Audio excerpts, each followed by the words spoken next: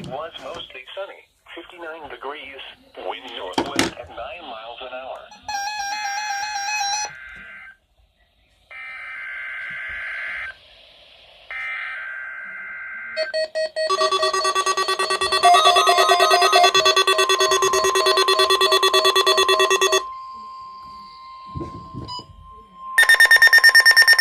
The proceeding was a test of the National Weather Service Emergency Warning System at Columbus, WXM-32.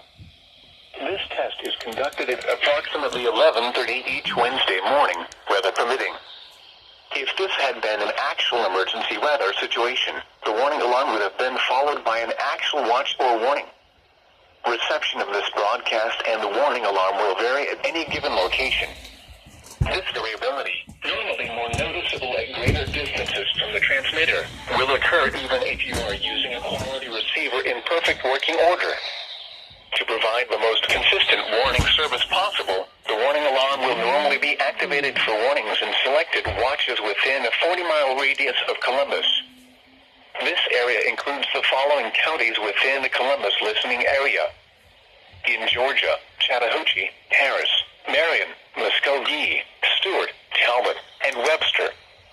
In Alabama,